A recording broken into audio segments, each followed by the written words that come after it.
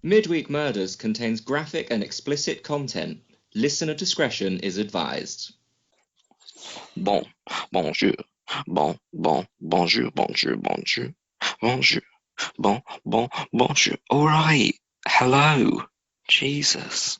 Are you on your new headset? Yes, can't you tell? Well, I would say that it's definitely good. I waited that long for good. Hashtag disappointed.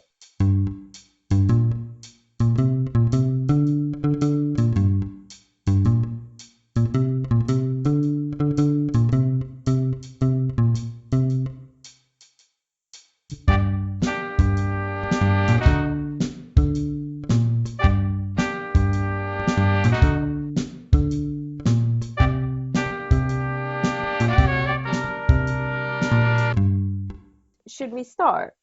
Probably, we've been going on for a while. I'm gonna Someone started the topic of books, and I was like, blah, blah, blah, blah, blah. I've read a book, blah, blah, blah, blah, blah, blah, blah, blah, blah. I'm probably gonna have Blah, blah, blah. cut all of that because it spoils the ending of the book. Yeah. Yeah, alright. Also, I thought you were going to cut out my impression of Americans introducing the show. And then Jo came into my room the other day and she was like, nice American accent, by the way. I didn't cut that. You should do this introduction with your best English accent. I can only do that when I'm drunk. You are drunk. Otherwise I get too self-conscious.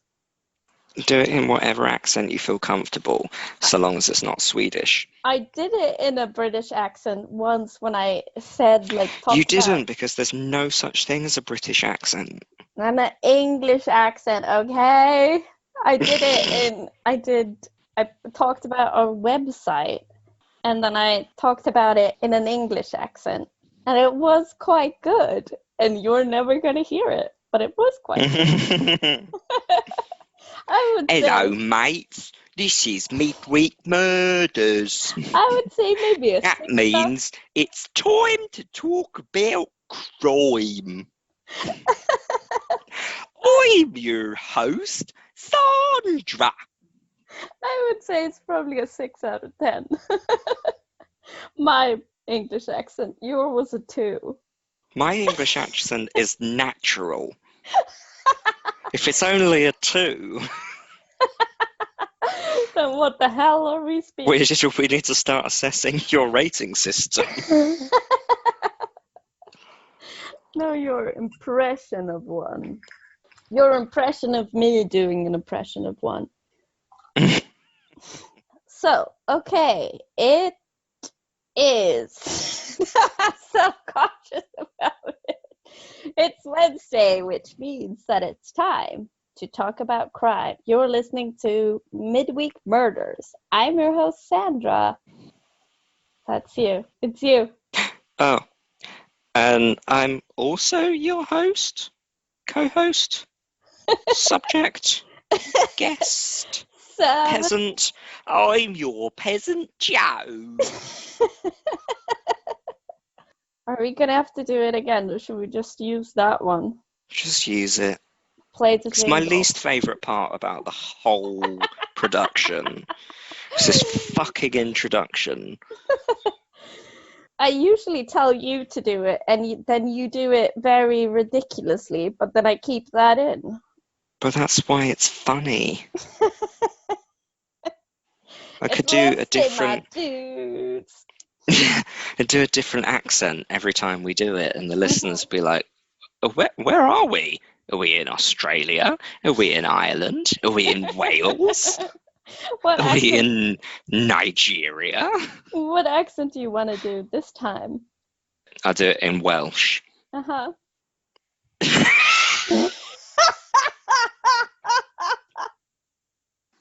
Hello, You're listening to Midweek Murders, and that means it's time to talk about crime. I'm your host, Joe, and this is your co-host, Sandra. Sandra. I was going to say that it was quite good until you said Sandra. Yeah, I was imitating you, Oh. but through a Welsh accent.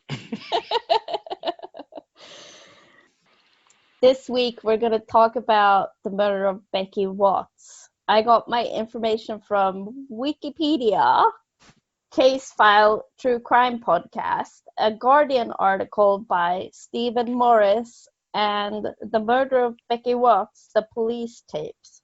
It was just police tapes. Sorry. I watched that as well. Did you? Did you watch it, or did you just read the transcripts? No, I watched it.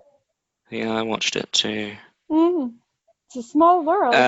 I did my research over a week ago, so I'll be fucked if I can remember where I read my sources from. But you can find them all on our website, midweekmurders.netlify.app.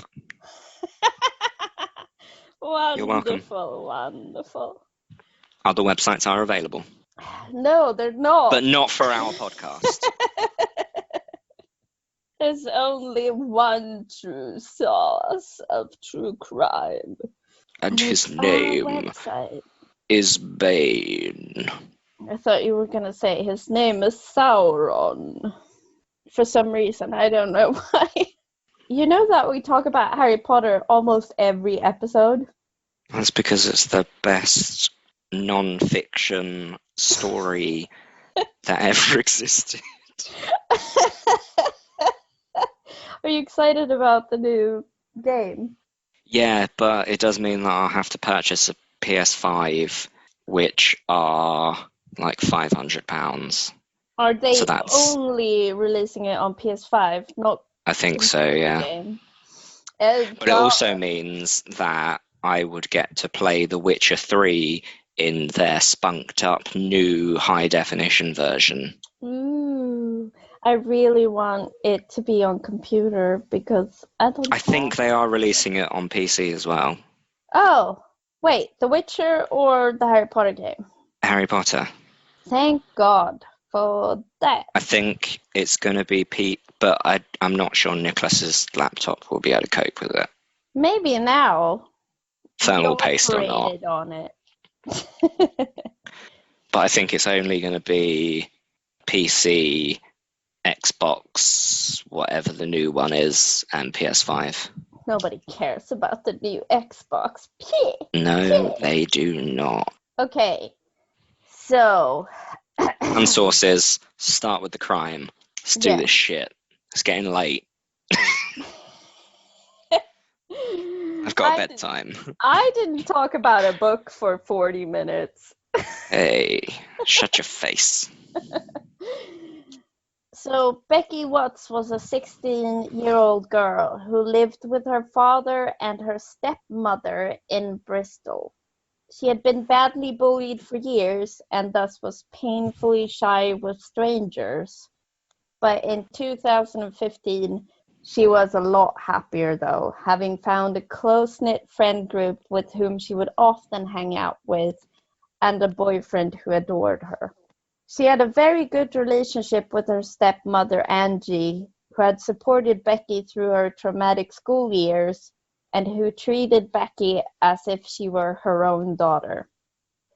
Angie had a son, Nathan Matthews, and Nathan's girlfriend, Shauna Hoare, worked as Angie's primary caretaker as Angie suffered from multiple sclerosis and could no longer move about freely in her home. And I would just like to get it out of the way, but Hoare is a very unfortunate last name. The benefit of our listeners, it is spelled Hoare. Yes. I just felt like that needed to be said. Yeah, I was reading it and I was like, is it pronounced whore? Yeah. Is it? And then watched the police tapes and they were like, I'm Shauna Hoare. Okay. On the morning of the 19th of February 2015, Becky gets back home from having spent the night at a friend's house. Angie comes to the door to let her in, as Becky's house key didn't work. Angie leaves the house at 11:15 to go to a doctor's appointment. When she leaves, Becky, Nathan, and Shauna is still in the house. Later that day, Becky's boyfriend goes to her house to see if Becky is there because she hadn't been responding to his messages, which was very out of character, especially because they had made plans and They were in love. she didn't call him to say that she was doing something else or anything, so he went to the house. Bitch, she's socially anxious. She ain't gonna call you. No, that's Take you. it from me, brah. At first, Becky's family assumed that she must have gone to another friend's house as she didn't have school the next day. I think it was some kind of Can school. I just interject? Yeah. I don't know if it's the alcohol, but you sound a bit like Gollum when you say frenzies. Because it's just friends, not frenzies. It's like, she went to her friend's house. I don't mean to correct your English because I know it's usually on point, but I'm really struggling not to laugh every time you say frenzies, because all I can picture is you eating a raw fish out of a river. No, don't do it. It's scary. Okay. My precious frenzies. Okay. Get on with your frenzies. At first, Becky's family assumed that she must have gone to another friend's house.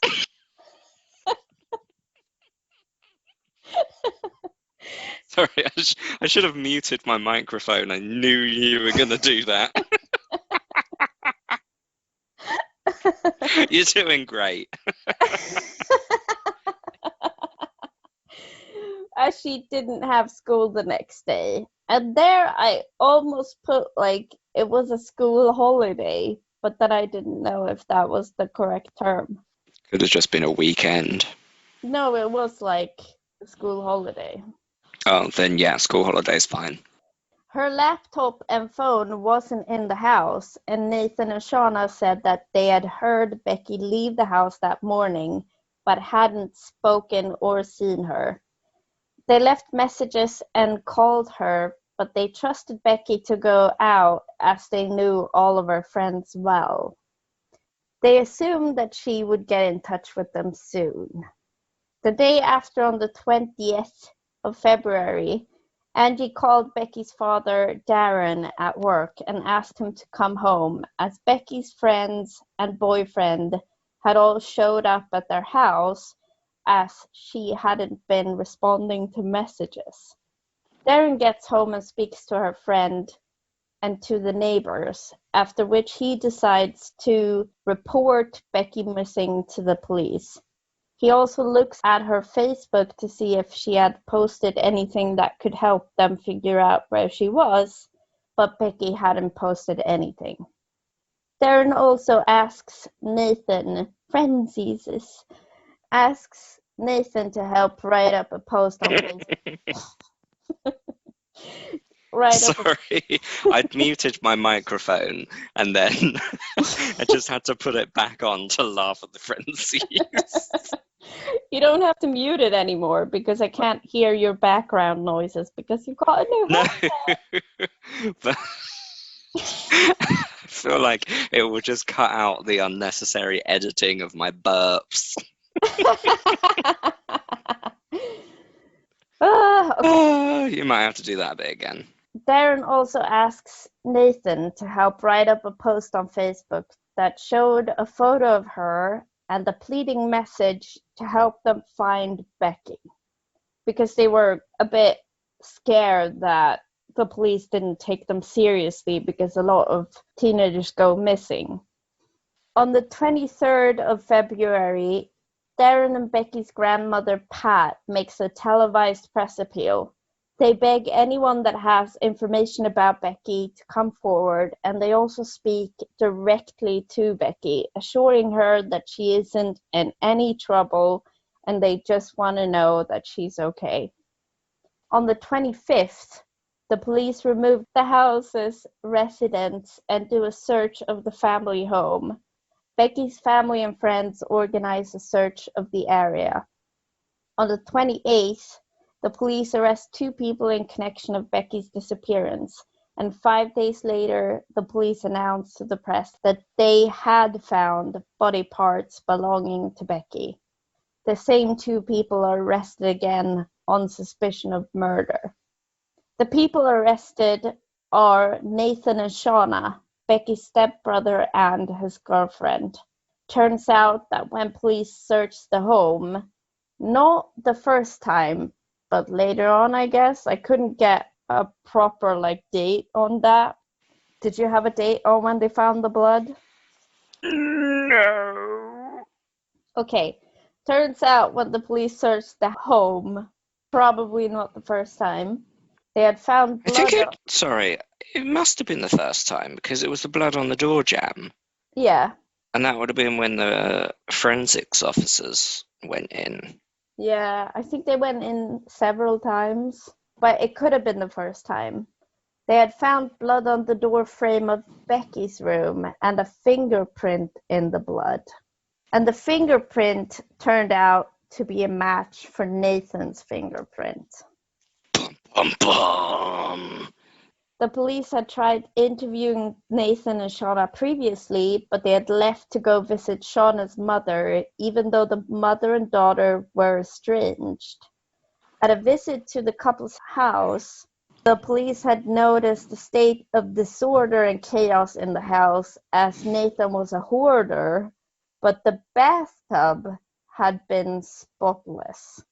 It's worth pointing out here that when I first read this, and it was just like a summary of the details of what went on, and you think, okay, he's a hoarder.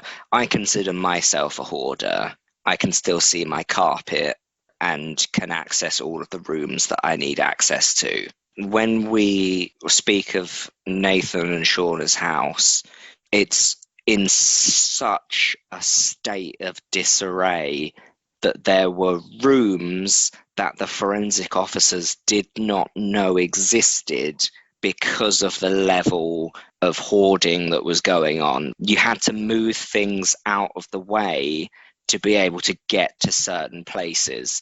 Every surface was covered. The floor was completely non-visible.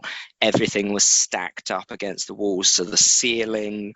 And then they got into the bathroom, and even the bathroom itself was completely full to the ceiling of stuff apart from the bath, which was absolutely spotless, like OCD level clean. Yeah. Another thing to know here is that Nathan had been part of some kind of military civilian thing, I think. I can't back you up on that. I don't know. But it's called something, but he had been a part of it, and he had learned how to clean things properly through that. Not that he ever... Territorial Army? Maybe. I don't remember, Fair, you've had 2 bottles of wine. It's not even true. I saw the videotapes, the thing that we both saw, I think, of their house. Yeah, it was a fucking mess. And I would never be able to live like that. Never, ever. It was Neither anxiety. would I. I keep pretty bottles of whiskey and every single book I've ever read. But even to me, that house was a mess. It was horrible. Any kind of anything that has entered that house has not left. Junk mail, boxes, food containers, newspapers, anything you can imagine that has entered that household will have never left, apart from the bath, which was sparkly clean. Mm-hmm. I'd put myself in that bath if there hadn't been a murdered body in it. And also, you didn't step a foot in that house because we both have OCD. Oh, no, yeah, but I mean, if someone were reselling that bath, I'd be like, well, that's sparkly clean, I'll have it. Whereas if someone was putting that house up for sale, I'd be like, I don't know what kind of cockroaches are in all of these cardboard boxes. Oh, it was so horrible. It was really bad. These are the kind of people that you see on the reality TV shows where they've got clinical OCD and can't dispose of anything, so they get an expert in to help them. And for me, I get anxiety just if there's too much stuff accumulating in any place. I get anxiety throwing things away.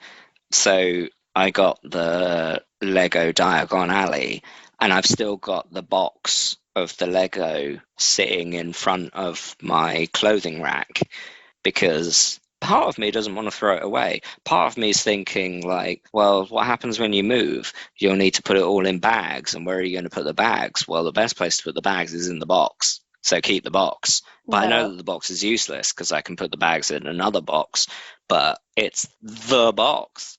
So I completely, no, I will try. No, I will. I honestly think I have some kind of problem. And we'll just leave that at that, and we'll generalize as some kind of problem. But I can completely associate with hoarders. Yeah, I know. But the state of their house, I think, is the next level. Yeah. To be fair, I've seen similar houses, and it's people that clinically suffer with severe OCD, like the kind of turning the light switches off and on like 14 times to make sure that you've turned it off kind of thing, and locking their door multiple times to make sure that it's locked. I get that it can be a neurosis, and I think to some extent we both suffer from that to different degrees, fair, and in different both of those things that you just said, more or less. Yeah, but you have the problem of worrying about ovens and locked doors and hobs and things like that.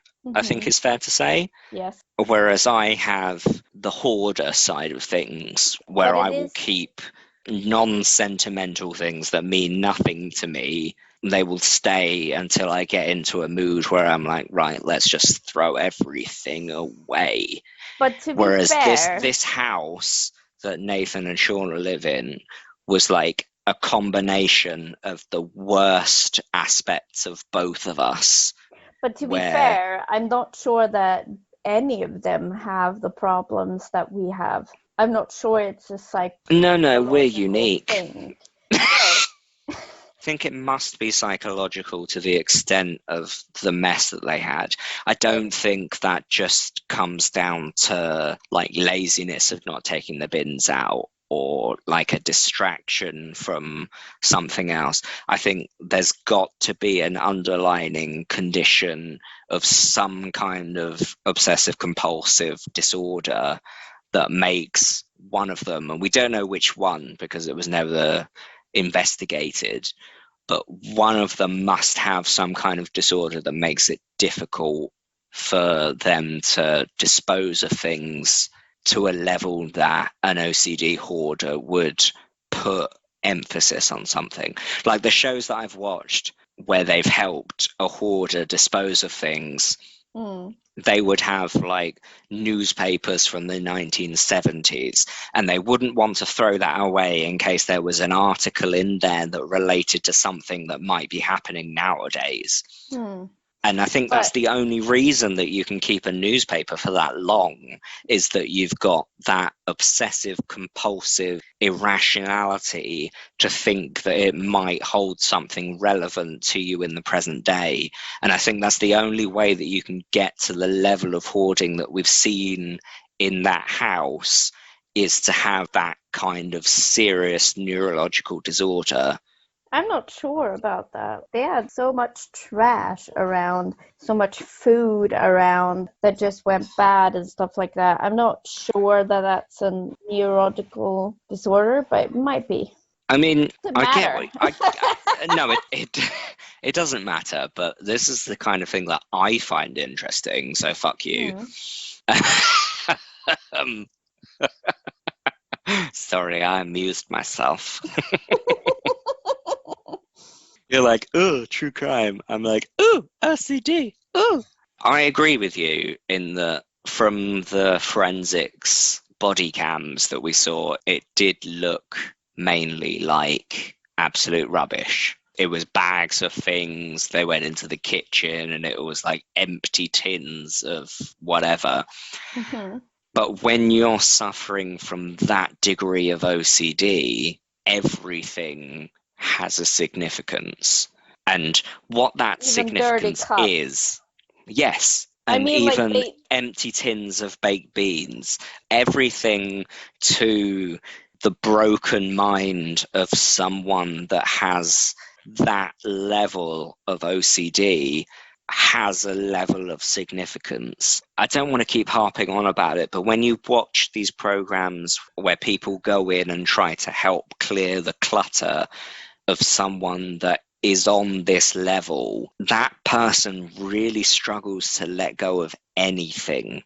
I'm almost 100% convinced that either Nathan or Shauna, and I think it more likely to be Nathan having watched the videos, would have had that level of obsessive compulsive hoarding where he would assign a value to even rubbish. Nothing that could possibly mean anything to anyone, but maybe in his mind, this container that had a chicken jalfrezi that we bought on the 15th of August was when Shauna said that she loved me, and therefore I'm holding on to this because it's a reminder of that time that she showed me her affection. It has to be that degree of OCD. I don't think it does. I understand what you're saying, but I think that if you're on one level of, I would say probably depression,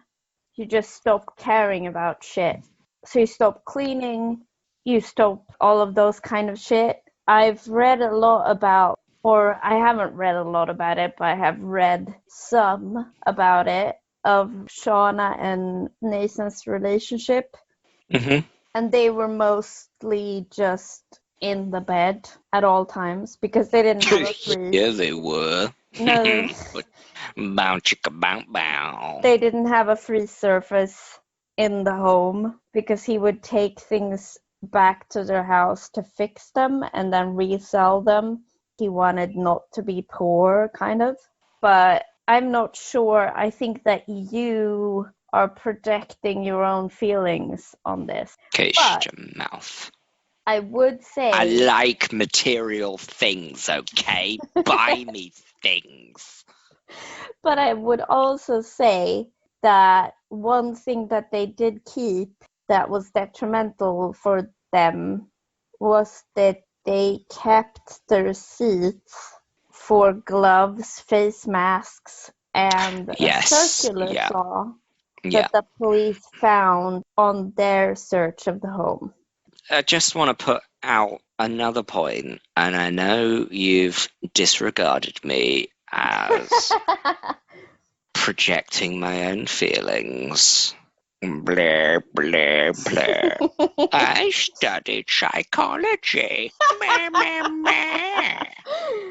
If you were living as a rationally sane human being, which we're assuming one of the two of them was, with me so far, would you not put up some kind of refusal or resistance to the other under their degree of hoarding if it weren't to the clinical significance that I think it was? if you, as Shauna, were living with him and knew that it wasn't to the degree that it was mentally problematic for him to discard things, would you not try and encourage him to get rid of some of the shit that was in their house? The thing is, and this is going to be a point later on. Oh, here we go. But Shauna... Oh, no, wait, you didn't mean post-recording. No. This is you projecting feelings. That's what I'm saying. Shauna wasn't I just can't get over you telling me to throw my things away. Shauna wasn't even allowed to leave the house without Nathan because he was extremely jealous and possessive of her. When they first got together, Nathan was maybe 19 and Shauna was like 13. And Shauna had a very disruptive childhood. So if she thinks that nobody's ever going to love her, and Nathan takes her on as like, okay, we'll be together, and they are together, and then that abuse is just going to be worse and worse. Mm-hmm. How much say does she have in their home life? I would say probably none. Did he abuse her? I would say yes. I completely understand where you're coming from, but I think everybody has underplayed the statement of hoarding. And I mean, to be honest, reflecting on this is probably irrelevant. Like, the degree... Shut up. The degree of hoarding and OCD isn't relevant to the case at all. I just find it fascinating. We could probably skip past it.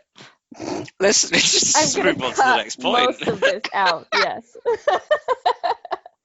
It's important to know the level of hoarding that was in their house in comparison to the bathroom. Yes. Or the bath specifically that was completely spotless. Mm-hmm. But for me, that was one of the most interesting points in the case. And I know it shouldn't have been because we were looking at the murder. Mm-hmm. But it was like, this guy's got issues. Because I don't think it's Shauna. The way that she presented herself in the interviews and the control she had over herself, telling lies, like she was the trickster. Shauna was like completely stone-faced throughout the whole thing. She was like, no, this never happened. No, he never told me anything. No, we live a completely normal life. And then Nathan was like, nah, I did it. I don't agree, but we'll get to it. Oh, fucking hell, you never agree with me. Why can't you just decide that I'm right for once? We'll get to it. We can have this discussion later. Okay. You're just going to bring it up as an argument after we've stopped recording.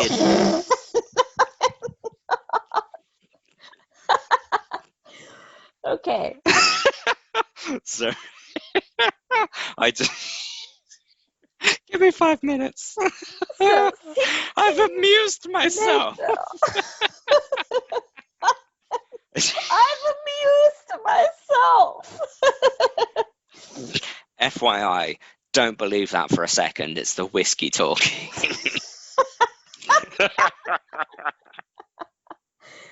Okay. Do the case. I'm ready.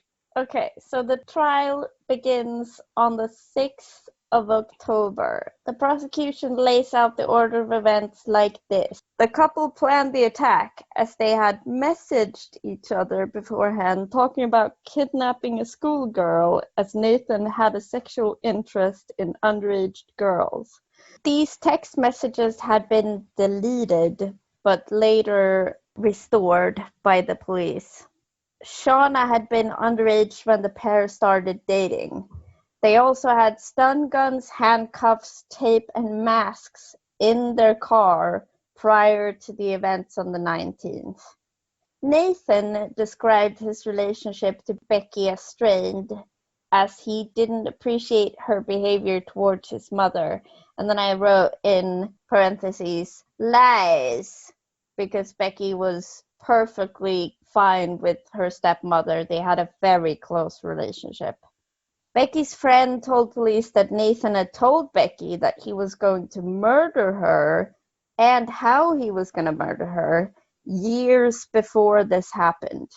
He claimed in a written confession that he had planned to kidnap her as a plot to scare her straight, as he perceived her behavior as being spoiled. Nathan claimed that his mask had slipped off during the attempted kidnapping, and as his identity had been revealed, he panicked and accidentally killed her. And then I wrote in parentheses, lies. The prosecution claimed that the kidnapping plot was sexually motivated because of the previous text messages between Shauna and Nathan, where they more or less had said several times, like, bring me home, schoolgirls. And Shauna had been like, oh, I saw a really pretty schoolgirl that I thought that I would bump on the head and, like, take home for you, blah, blah, blah. I've got the direct quote. Mm-hmm. If you want to include that rather than bump on the head, blah, blah, blah. All right. It was very pretty petite girl, almost knocked her out to bring her home. Lol. Yeah, which is also quite showing, as we're going to get to. Well, we're probably not going to get to it, so let's do it now. So his police interview before he confessed to her murder was that he was trying to scare her because he was insulted about the way that he spoke to their mother. Everybody in the family quite clearly knew that he didn't like her. Mm-hmm. So he said that he wanted to try and scare her, and his tactic was to, while he was masked, he was going to stick her in a suitcase, he was going to gag her, put her in the back of the car and take her to a wooden area where he was going to scare her and threaten her and tell her that she needed to show more respect to her parents. So he knocked on her door, went into her room, said, can I have a quick word? Actually, while I'm recalling all of this, his whole technique was to disguise that it was him, right? Yes, he said in his confession, yes. So he's in a balaclava or some kind of face covering so she can't identify visually that it's him. But he knocked on her door and said, can I have a quick word? So it's obviously him. His whole perspective is that Becky Watts should not know that it is he, Nathan Matthews, that is conducting this abduction. Mm-hmm. So he puts on a mask or a balaclava or whatever to cover his face so that she can't identify him. And he knocks on her door and then says, can I have a word with you? Yeah. Now, ponder me this. If your brother knocked on your door and said, could I have a word with you, you would recognize their voice. Yes, which is why I said lies. And then you say, yes, of course, my dear beloved brother, you may enter my private abode and speak upon me thusly. And then some strange, masked, obscured gentleman walks into your bedroom. The fuck you gon' think? We all know that this is Oh, hell no. This my brother under the mask. We all know it's his brother under the mask. What the hell going on there? You're playing fucking bullshit, bruh. It was never a plan. What is this bollocks? That's never the plan. It's just a lie that he told during... No, his whole original plan that he disclosed to the police once he realised he'd been caught is that he wanted... No, I don't think it was. That was never the plan because she never treated her family bad. They would also say the same. They did also say the same. What's the point behind the whole abduction? It's a sexually motivated murder. That was what they were convicted of. I mean, they were Because convicted of murder. yeah, but the prosecution said, Whoa! doggo. The prosecution also said that this was never a plot to kidnap her and say like, oh, you treated my mother wrong, because she never treated her stepmother wrongly, and also because both Nathan and Shauna had a past behavior of trying to get underage schoolgirls to have sex with them. Nathan got caught by his stepfather, Becky's father, with a car full of 12-year-olds.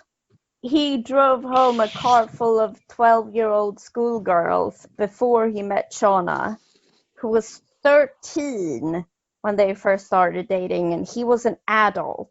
He drove them home, yeah, and fair enough. Darren fought him and was like, not fought him physically, but he screamed at him, being like, you're a fucking asshole, bring these girls home.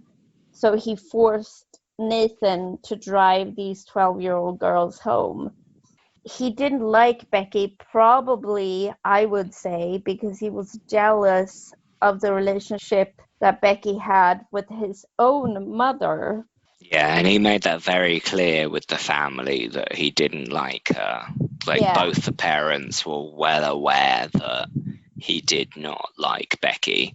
They also asked his mother, his own mother, do you believe that Nathan accidentally killed Becky? And she said no.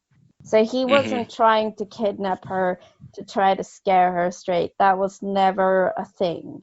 He Okay, just fair said enough. that to the police. Yeah, to make try it- and make a lesser charge. Yeah. Yeah, So, okay. as I said, after the murder. No, as I said, I was right the whole time. After the murder, they had put the body in the boot of their car and then spent hours in the family home afterwards before going back to their own house. In the bathroom of their own house, they dismembered the body with a circular saw. Nathan claimed that he had done this by himself and that Shauna had no idea what he was doing, as he had told her Wine burp. that the drain pipe was clogged. And then I said again, in parentheses, lies, because nobody could have a circular saw in their own house and not hear it. That's impossible. And also, the fuck's the connection with the drain pipe? Yeah, no, that makes no sense. Nathan was caught on CCTV the day after the murder buying the circular saw, as well as goggles, gloves, and face masks. And the couple were also caught on CCTV buying cleaning products to get rid of the evidence in the bathroom the days afterwards. After this, Hint, readers, that's why we emphasize the cleanliness of the bath. yes. You're welcome.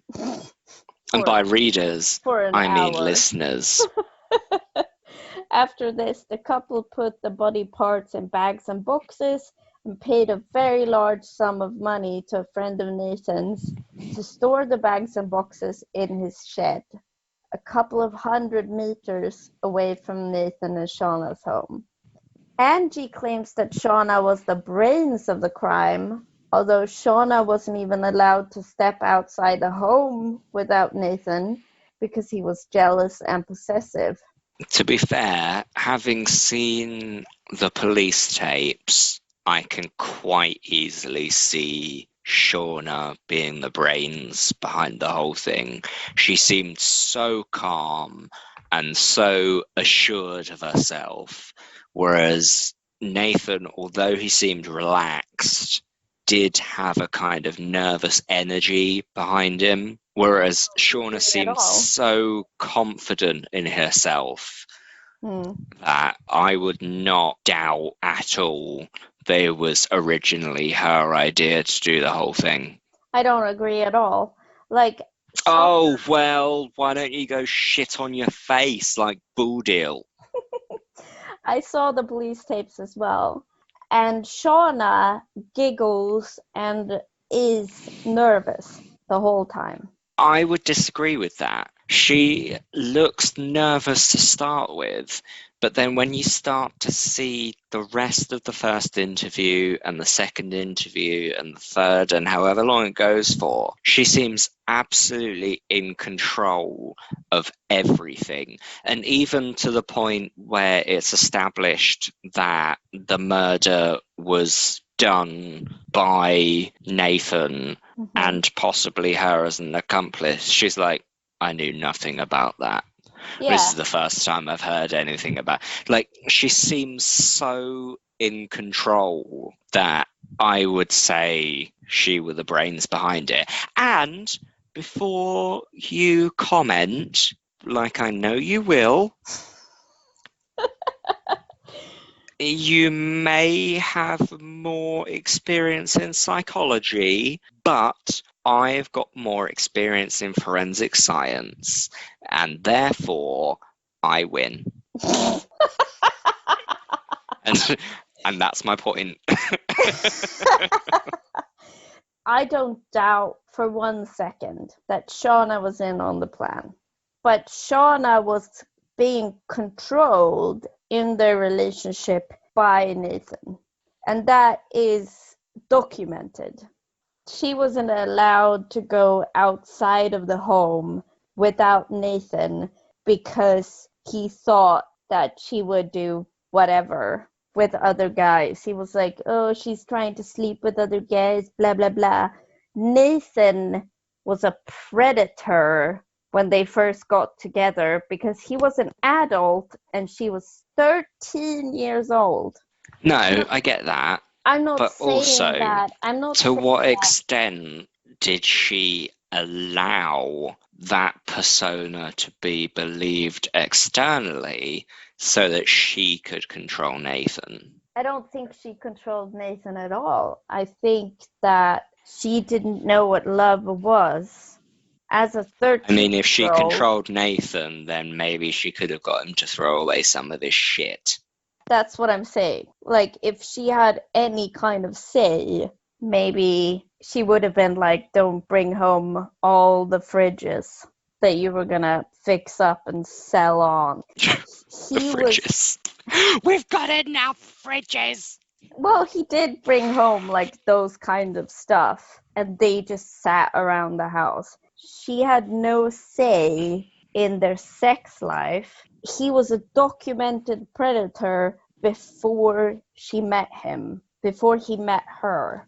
Was he? Yeah, because of the 12-year-olds. But was that documented with the police? No. Or was that... No, that was just hearsay evidence from his dad. And his mom. Everybody knew about it. Yeah, but you can't say it's documented if it's not official. Well, they just assumed that he would... No, I get it. He was proper dodge. He was proper dodge. And he had...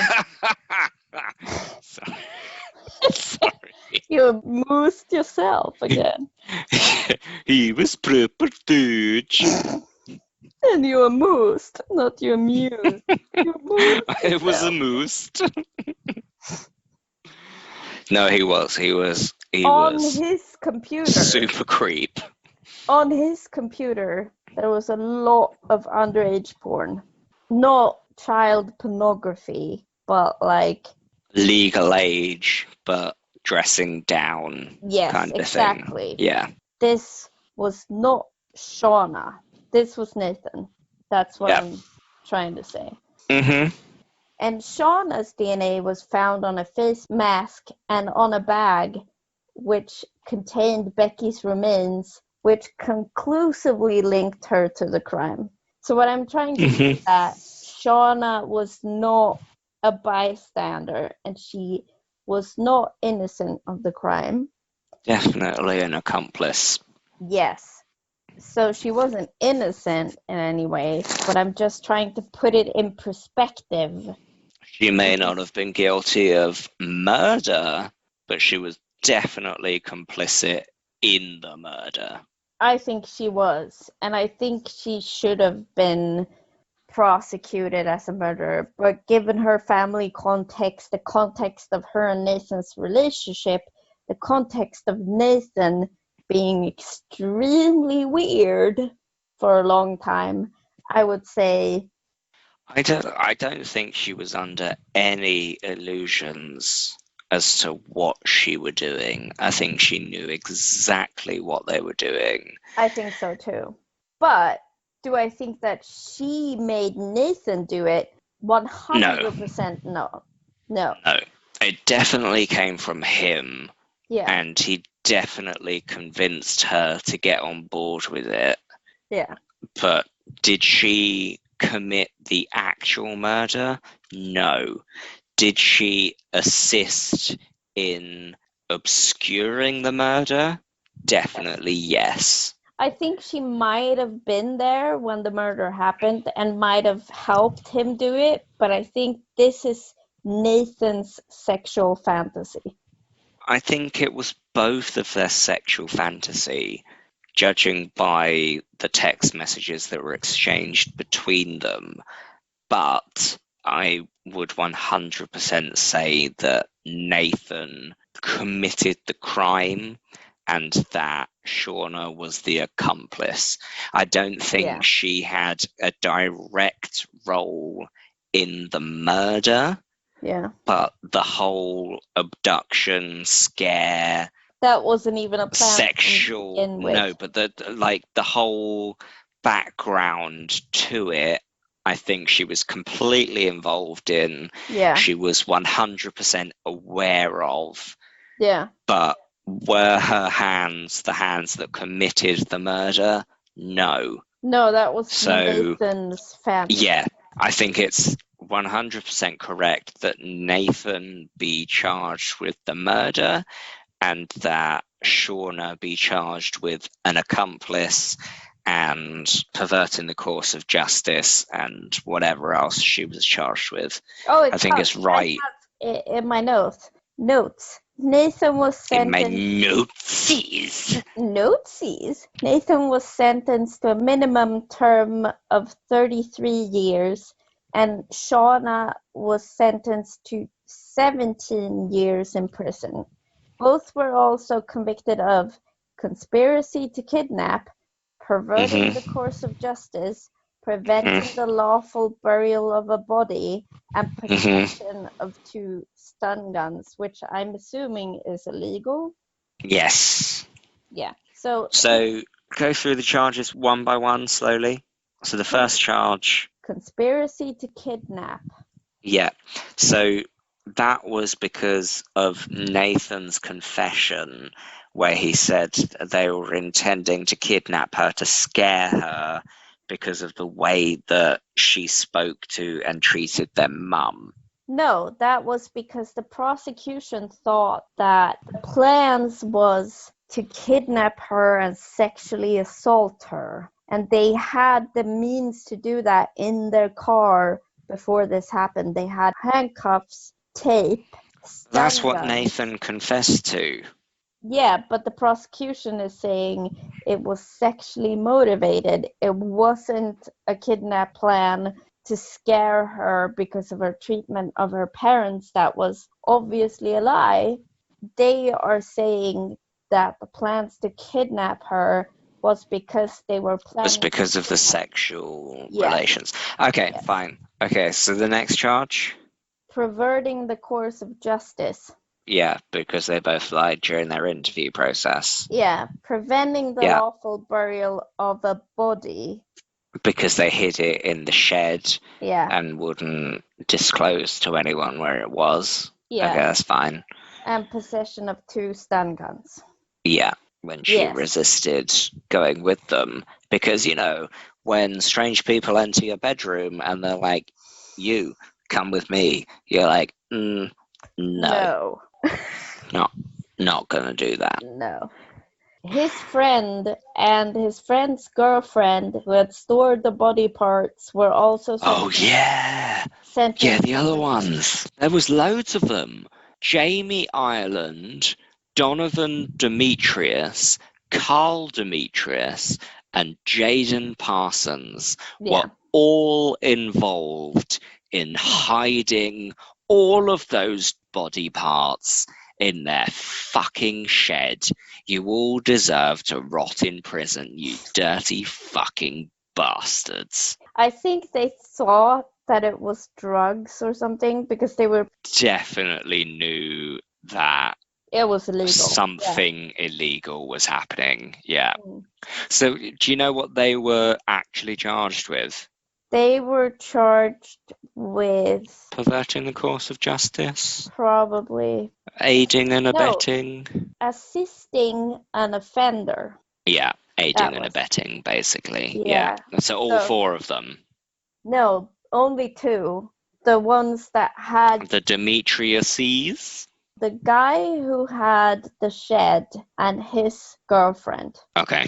Both knew about it. Like, not about what the things No, were. but they knew they were storing something suspicious. Yes. Mm-hmm.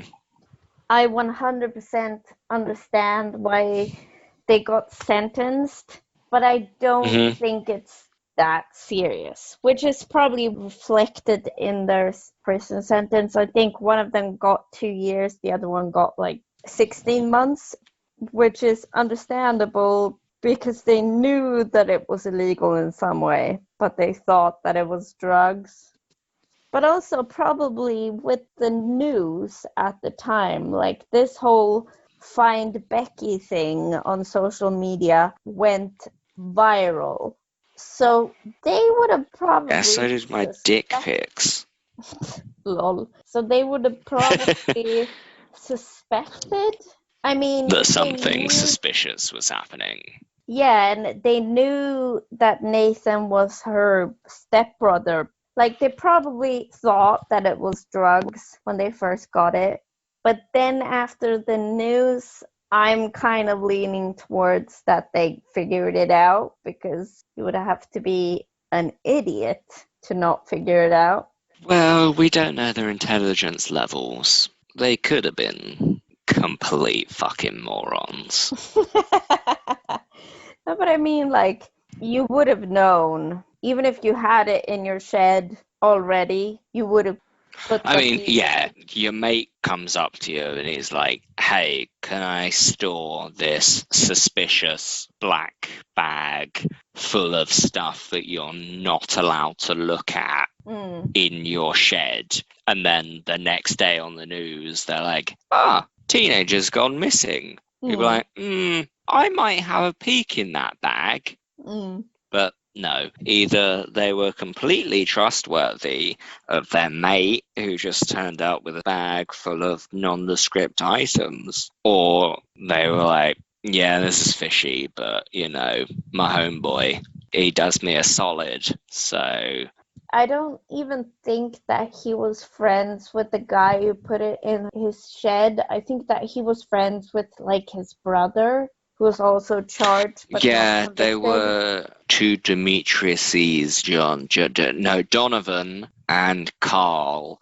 Either way, whoever of the Demetriuses decided to store dead body parts in their shed should have been suspicious. That was the one that got charged, but I think that he first talked to his brother. I don't know if this is just my sense of curiosity, but if someone gave me a really heavy bag, it would have been if it was body parts. So dead weight of a human body is heavy. It was, and someone turns up at your door with like a double bagged bin liner and a bunch of boxes, and they're like, hey, can I store this in your shed? Don't look in it, I'll come back for it.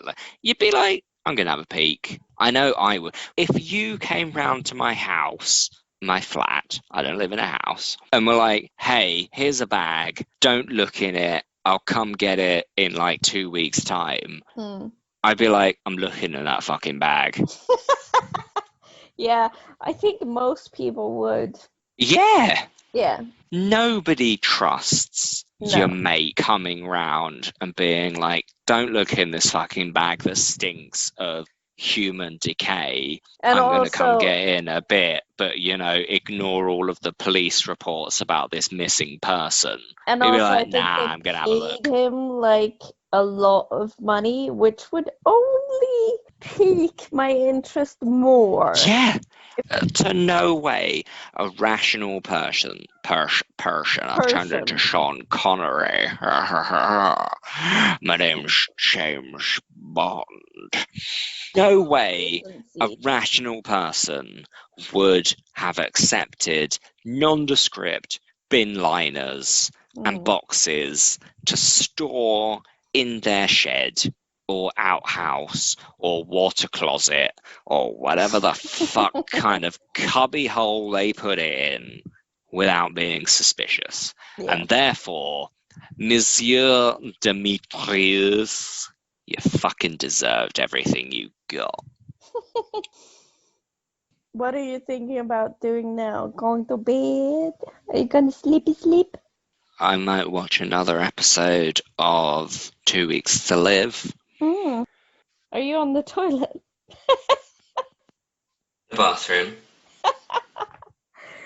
Got a poop coming. Okay. So maybe we should say goodbye.